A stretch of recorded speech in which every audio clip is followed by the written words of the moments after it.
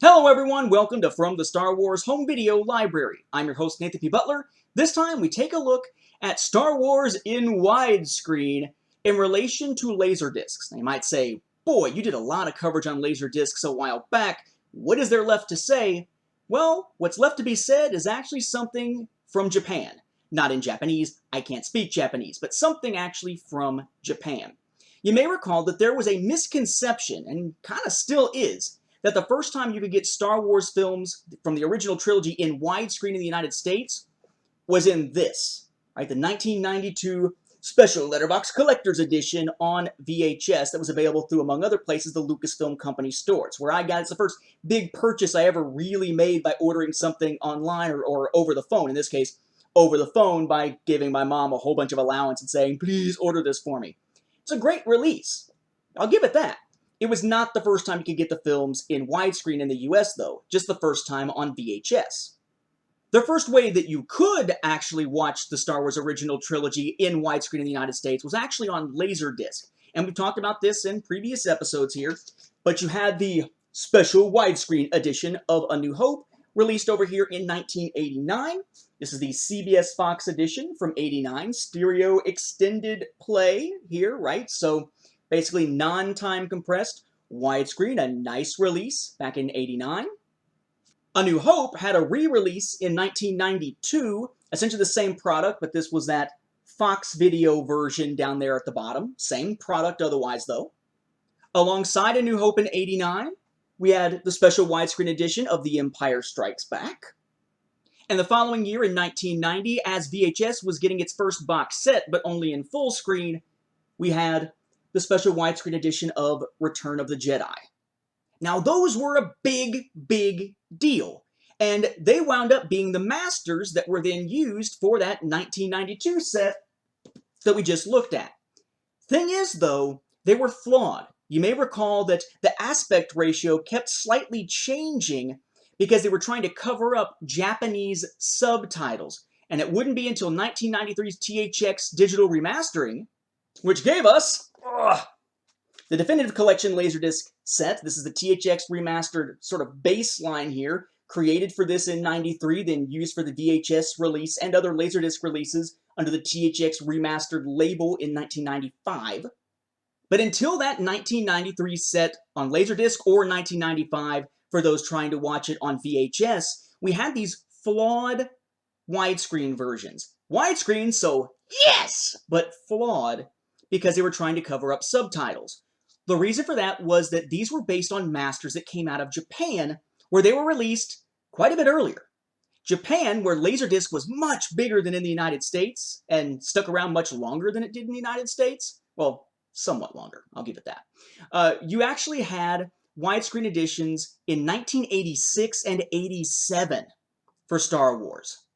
That is what we're going to take a look at this time.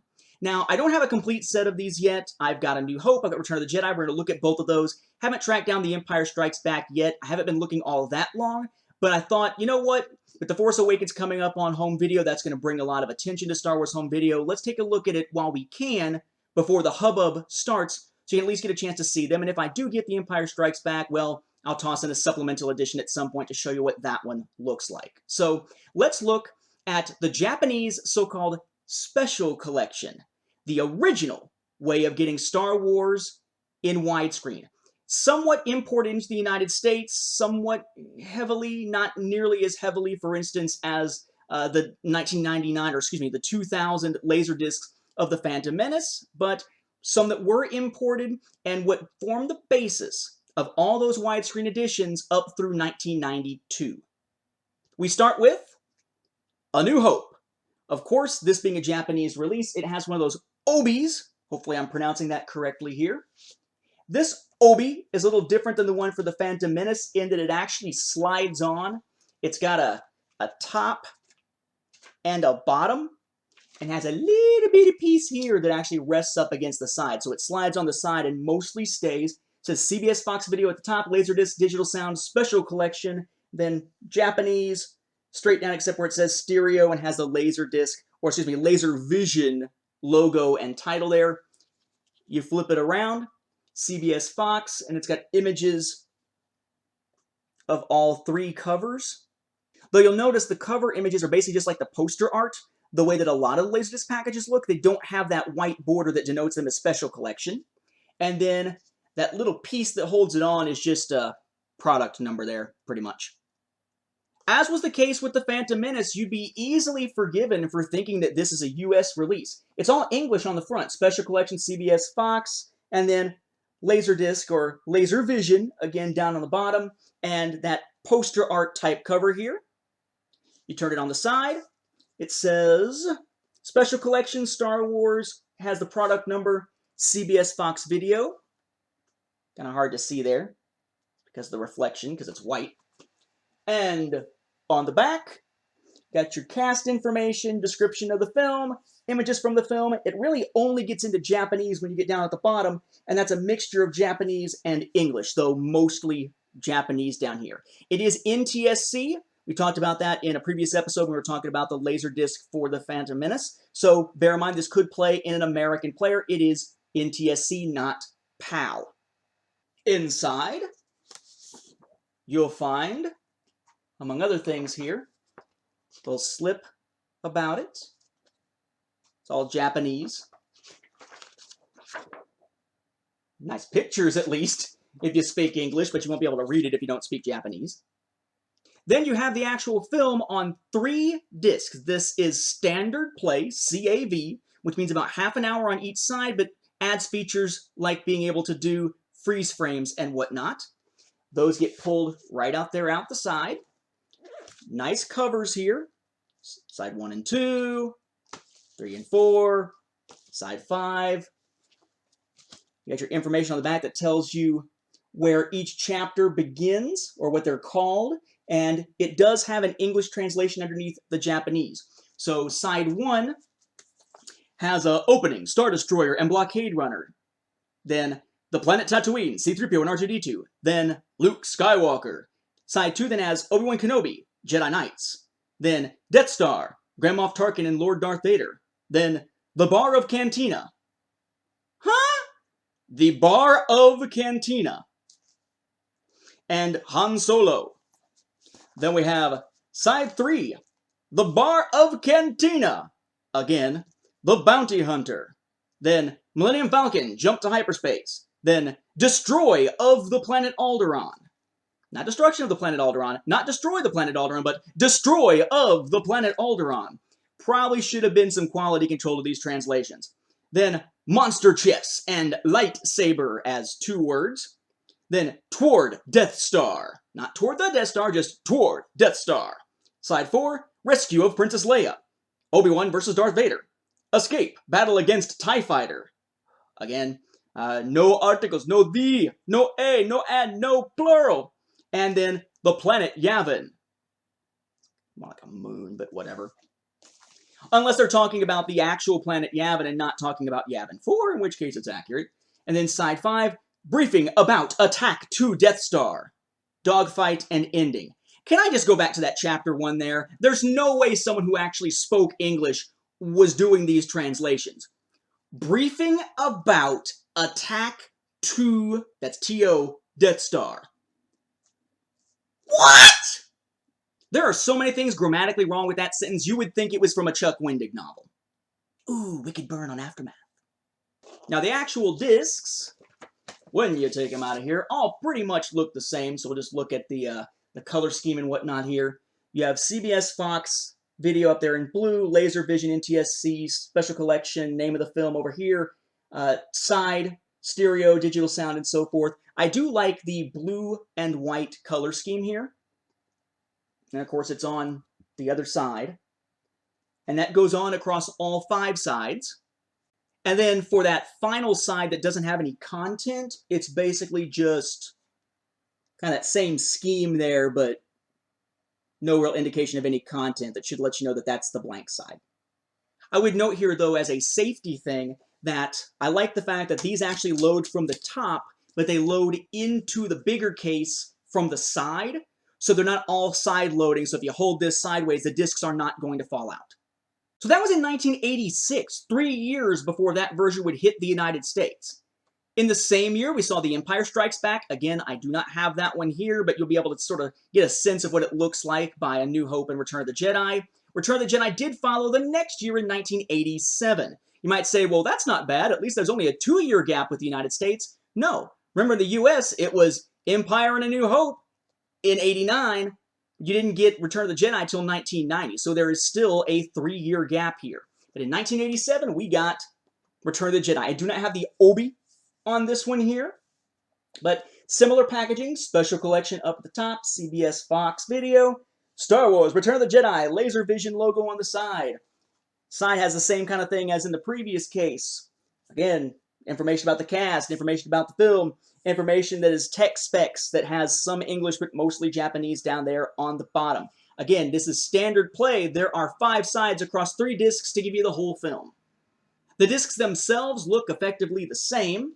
But there's your packaging here. They just swapped it out for Return of the Jedi. I do like the fact that it's that wide version of the logo. That's always been my favorite Return of the Jedi logo.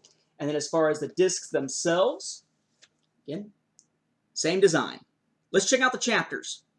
At the risk of causing my brain to bleed, the chapters are: Side 1, Opening, Reconstruction of Death Star. It begins. Chapter 2, The Planet Tatooine, Jabba the Hutt. Chapter 3, Jabba's Drinking Bout. Okay. The Bounty Hunter and Chewbacca. Chapter 4, Rescue of Han Solo. It actually kind of works there because at least in that case it's a proper name, so you don't need a "the" or something. Princess Leia. Chapter 5, Captured Leia. I probably would have done it in reverse, but whatever. Luke comes out.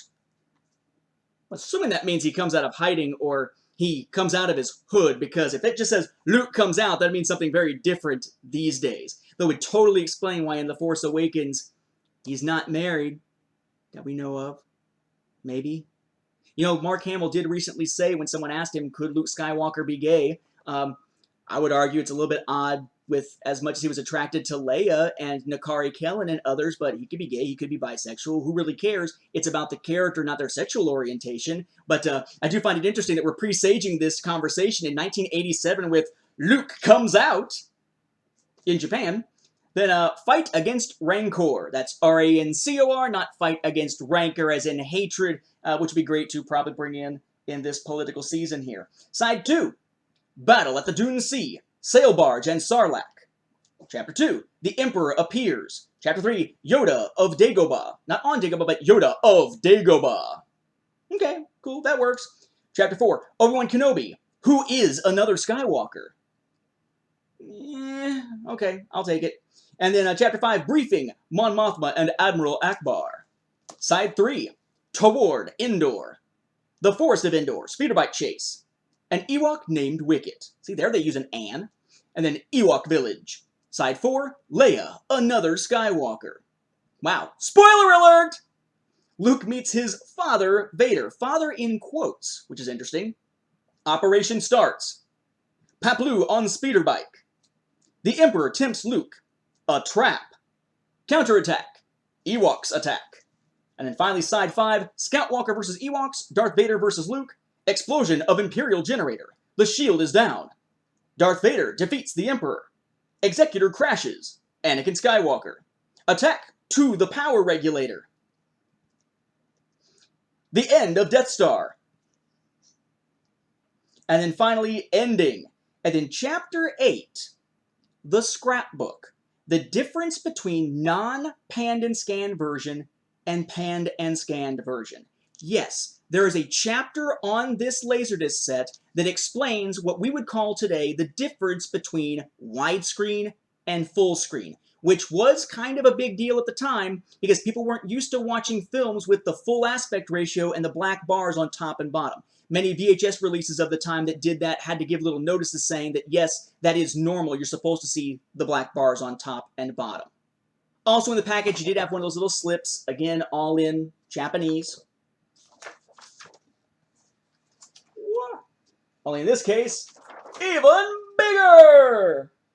And along with all the Japanese, you do have at least on the side where it labels the characters and actually says the characters and has them in Japanese and in English. But the actual information, like the behind-the-scenes type information, that's all Japanese all over again.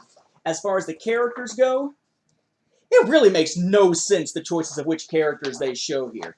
They show Chief Chirpa, Logray, Wicket, Baby Ewok, Admiral Akbar, Yak Face, Sai Snoodle, somebody's playing with toys, Bush, Toothface, right, with a toothface, Reeves, Droopy McCool, Effetmon, Hermie Odell. Okay, you're going to show those, but you're not going to still... Jack Face. Okay. Squidhead, Mon Calamari, Weequay, Bib Fortuna, Jawas, the Sarlacc, Skiff Guards. Okay. Nine Numb, Max Rebo, Gamorrean Guards, Klaatu, Fat Dancer. Ouch. Boba Fett. That really doesn't look like Boba Fett. To me, it looks like it's sort of the shadow of Boba Fett over a different character, maybe? And then Jabba the Hutt, of course. So it's like, here's a guide to the characters. No, not the human characters. Here's a guide to all the different characters in masks and stuff. And in some cases, when we didn't know the name, we just grabbed the toy. But that's okay, because it's the 80s. Somewhat odd, but again, it's the 80s. What can we expect? So an important release in the history of Star Wars on home video. It's not the United States, but at least Star Wars is seeing a widescreen release. There is a company at least trying to explain the difference between widescreen and full screen. And we have the origins here of those first widescreen releases in the United States a few years later, and why they had that aspect ratio changing. These had built-in Japanese subtitles that they needed to cover up when releasing it in the United States, and they didn't do it entirely consistently. I find this a cool addition to the collection. I'm not really going to be hunting down all the Japanese Laserdiscs, but these, I thought it was worth checking out because I thought it was worth talking about as part of Star Wars home video's evolution in the US, as affected by overseas. With that, we'll wrap up this episode. Thank you for watching, and may the Force be with the home video viewers.